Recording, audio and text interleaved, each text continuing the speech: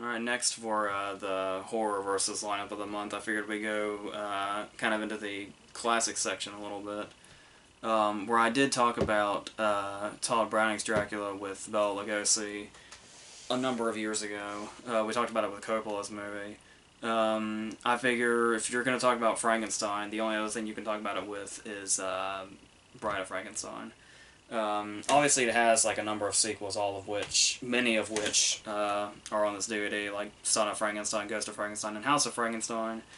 But yeah, clearly these two are like some of the very pinnacle of the horror genre itself, and also kind of one of those rare examples of did the sequel maybe perhaps surpass the original. Well, that very well could be the case, so let's just go into them and talk about them for a little bit. Obviously, it is, I guess, somewhat of an adaptation of Mary Shelley's book, which I kind of found to be a bit of a drag, the book, and I know that's not exactly an unpopular opinion. I would say if you want a more faithful adaptation of the book, you might seek out Kenneth Branagh's movie. If you really want to.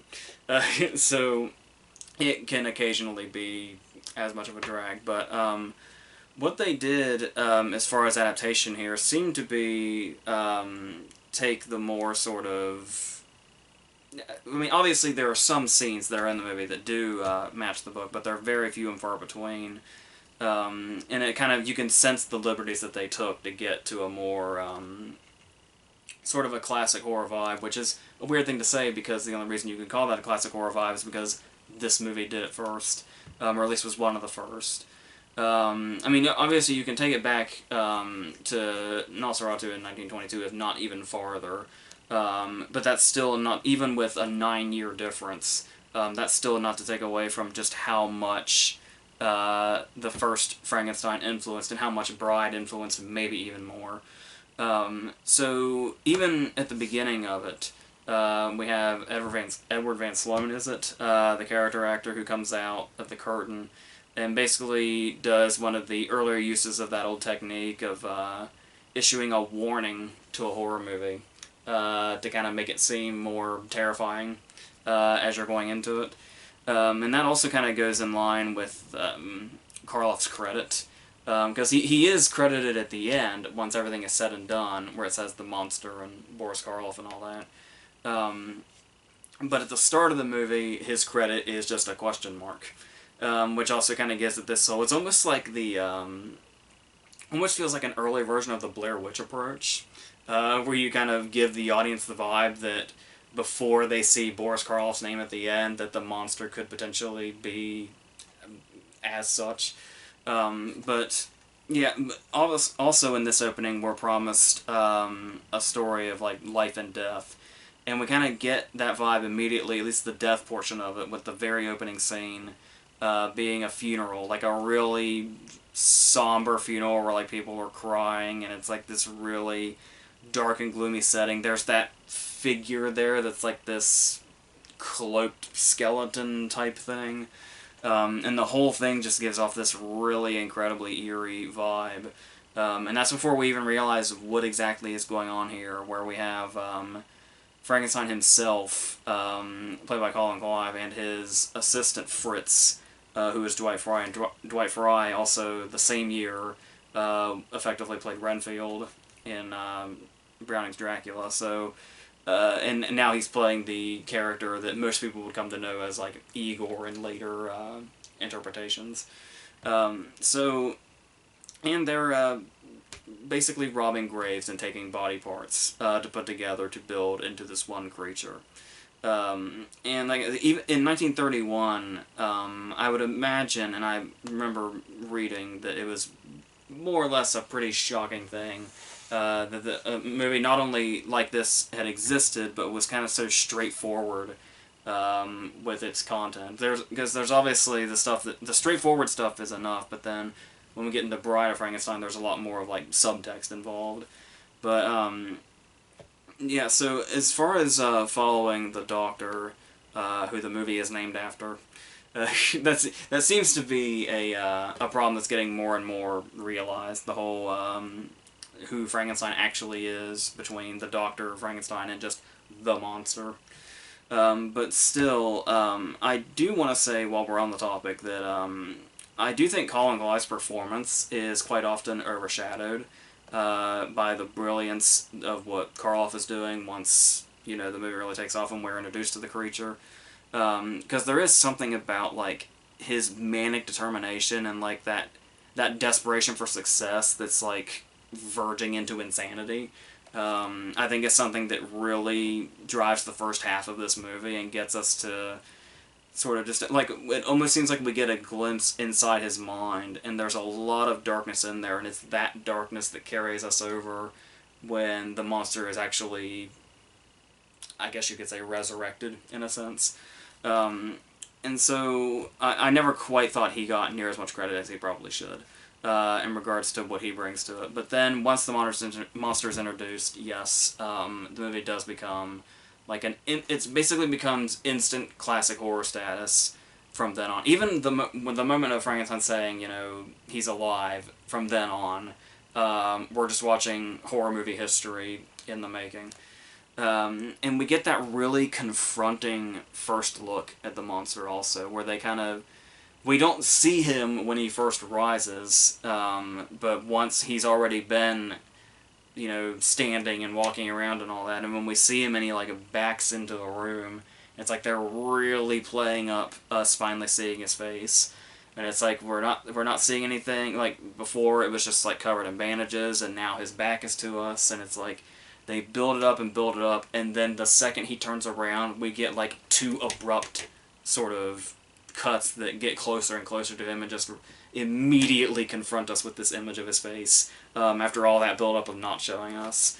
And it just immediately sets off this jarring vibe that it's unsettling, but then at the same sense, that's what makes it so amazing how they're able to make him so sympathetic and so quickly, mainly through the eyes of the Fritz character, where it's like because we do see him like tortured and he ends up being tragic and all that, and that makes him sympathetic.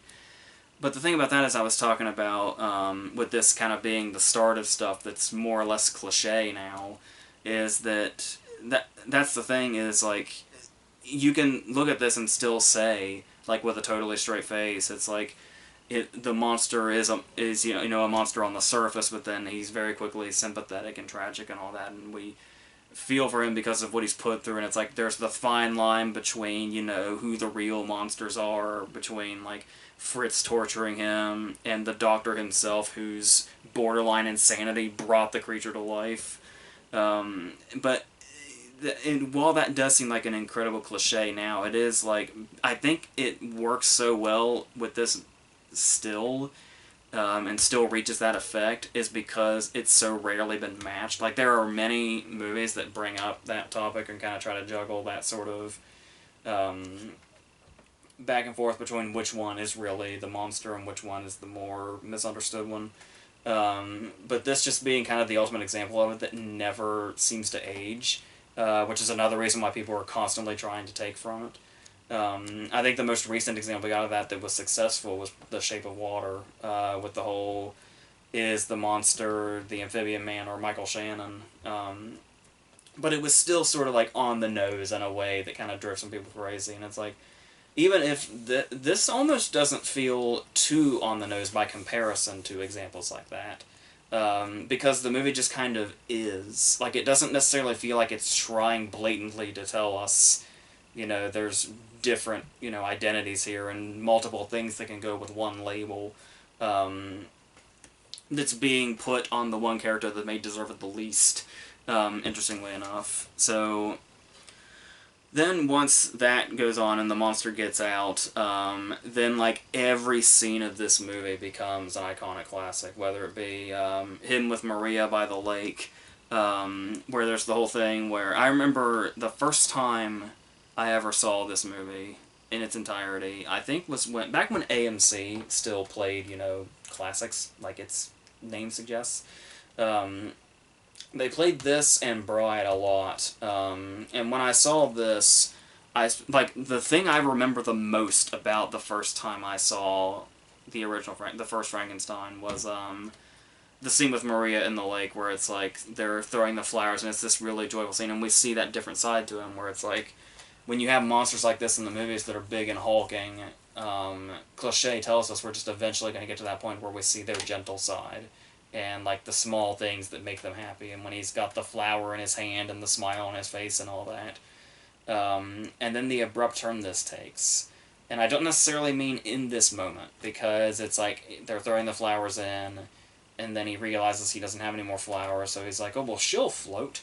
Her dress kind of looks like a flower a little bit, and then he just throws her in, and she just sinks. And he just kind of walks away frantically, and it ends. And when you're watching the movie as a kid for the very first time, way early, it's like 5 or 6 in the morning, so I'm doing this alone too, you get a sense that it was a comedic moment.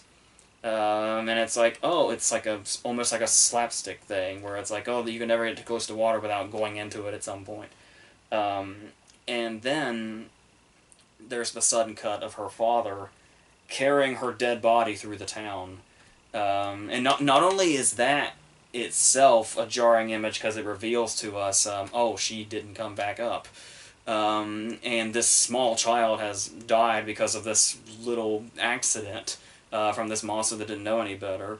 But it's also the background where like everything is super festive and that whole thing is going on as the backdrop for this bereaved father carrying his freshly dead daughter who's still dirty with like the scum of the lake or whatever through this town. And it's like it's just immediately, that's the kind of thing that kind of sticks with you like immediately. There is a movie that I often recommend to people, The Spirit of the Beehive, which is a movie that's basically, it's got a lot of different things going on. It's basically like a family drama, but a large portion of it follows the kids of that family after they've seen a screening of Frankenstein for the first time.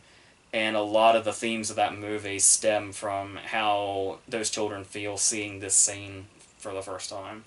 And that whole movie is great, but I especially love the way it used this movie as like its influence, like really kind of gave it a particular vibe it might not have otherwise had. But then there's also the scene where he creeps on Elizabeth, like he comes in through the window and like comes up behind her, and it's like the idea that a creature this big and hulking can still like creep around silently is like so incredibly terrifying until he makes his presence known by like doing that wail that he has. And then that in itself, I think that's one of the scenes that came out of the book. And then obviously the finale of him going up to the windmill with the torches and the now iconic torches and pitchforks behind him, following him there, and the subsequent fire, and just everything just immediately sort of solidified itself in movie history. This is imagery where, like I said, even if people haven't seen the movie all the way through, they can put all of this imagery with the title. And it's like, even if the monster's look itself wasn't so iconic, I feel like you could still do that with this imagery.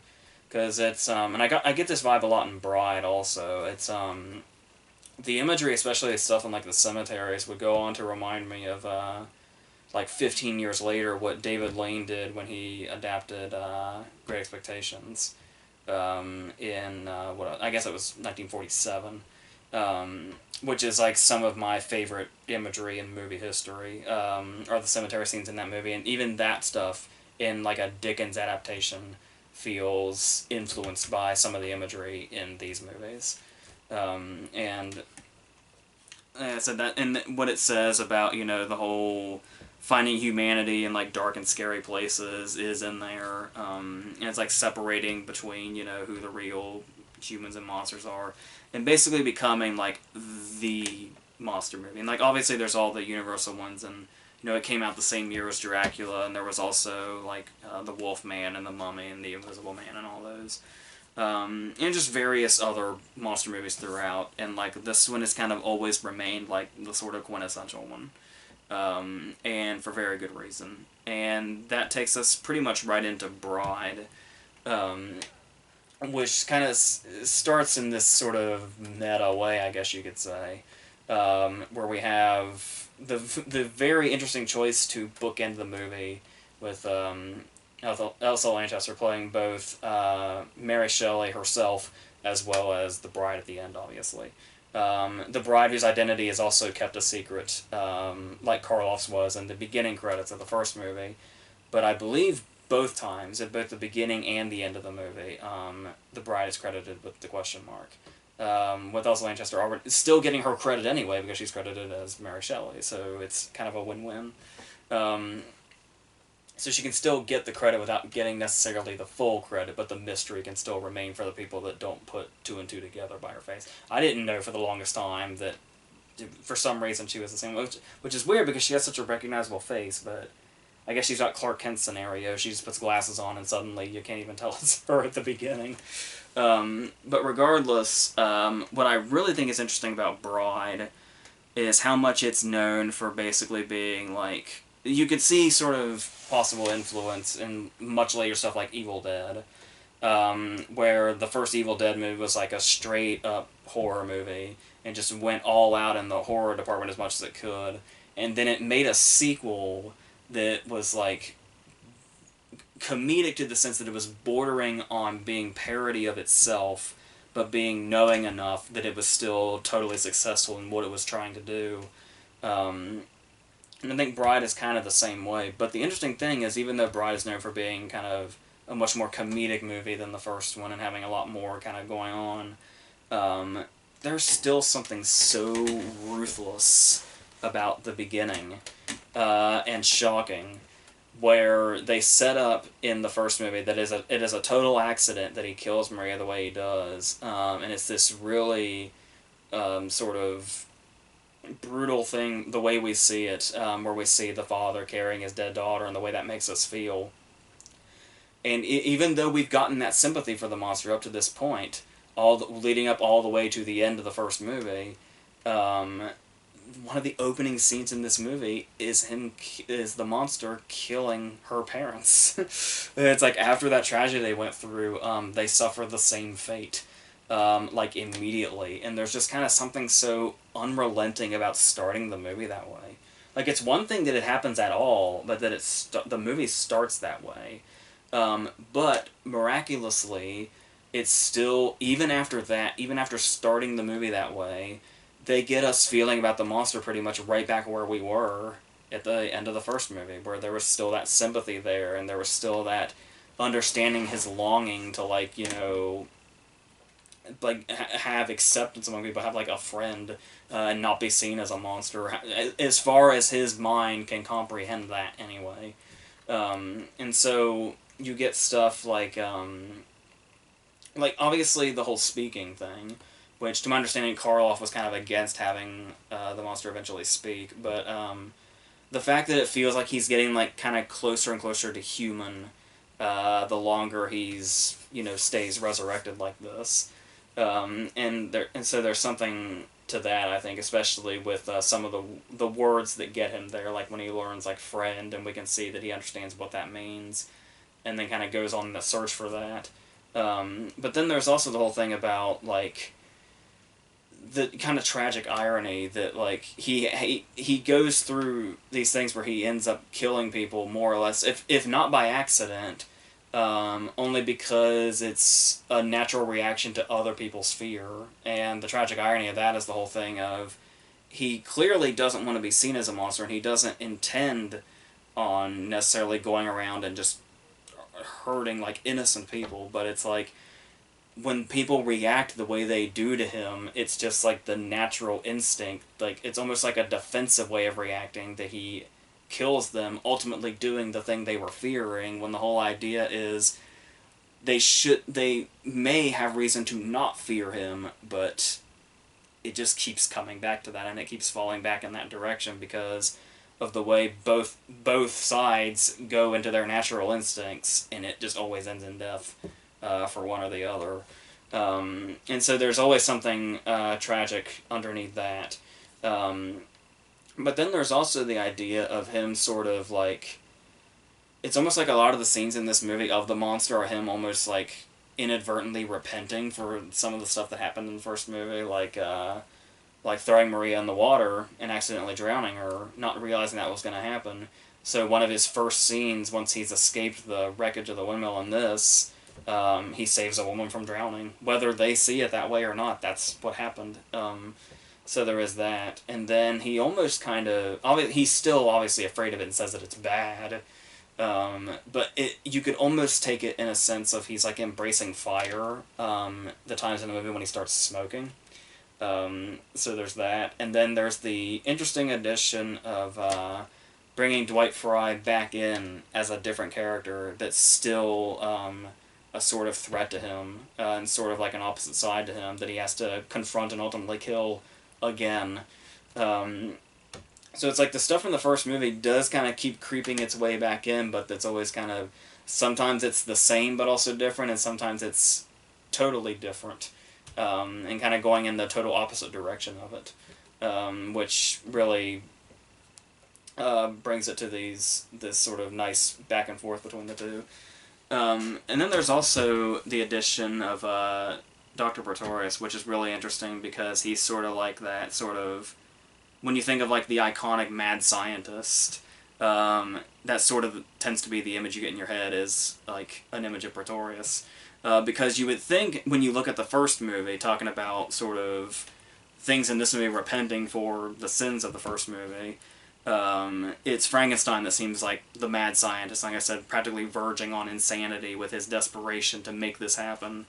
And it almost seemed like he was at a point of no return, especially when we see him reacting and saying, "It's alive." It's almost like he's gone completely out of his mind. But then when you bring in somebody like Pretorius, Frankenstein seems so sane and starts to realize exactly what all is wrong with everything he was trying to accomplish in the first movie, and how Pretorius is like the opposite of the direction he wants to go in. And the fact that he's even more sort of ominous and determined than Frankenstein was in the first movie, and it's like this sort of really antagonizing thing that works. But with all this stuff going on, like I was saying, it is often known for being like a comedic movie. Even comedic while also showing off some of the stellar effects, particularly for 1935, like the small people that Pretorius has made. That was kind of the start of his experiments before he's decided, I need to do this, but I need to get to the size of your monster, and we can do this by making a mate for yours, and see where that ends up. Because we want to play God, the gods and monsters, that whole thing. Is like all Pretorius. So, obviously there's a similar line in the first movie, but you get much more of a hint of insanity when Pretorius goes into it, and the way he sort of says it. And, but yeah, there is still a funny vibe in this movie that you're really not quite expecting from, like, this sort of constant dark tone. Which is every now and then a light moment, like, the flower scene, but then we know where the flower scene ended up. But in this, we get full scenes, like pretty much anything with Minnie the housekeeper, which is a character that, like, if she doesn't grate on you after the first couple of scenes, will be consistent comic relief. But then there's also just lines they throw in every now and then, like when the monster breaks out, and the guy is on the street corner and says, like, everybody just go home, it's just an escaped lunatic, it's all quite harmless. Just lines like that really stick out and add this sort of dark sense of humor that like stays throughout this movie. Even the stuff with scenes like the hermit stick out in this really comedic way, and almost gives it like this... We kind of see the monster in like a fish out of water scenario briefly.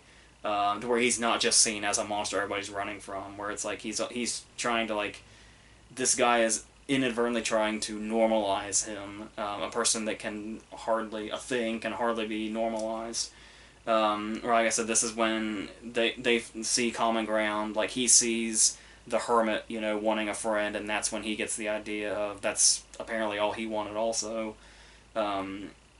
Which, of course, is going to inevitably attract him to Pretorius and what Pretorius is doing, which may not necessarily be a good thing, but that's kind of the whole thing of this creation, is that those mistakes are made, and eventually it turns out, and the creature's really the one that comes out and says at the end, this was all a mistake, and we belong dead.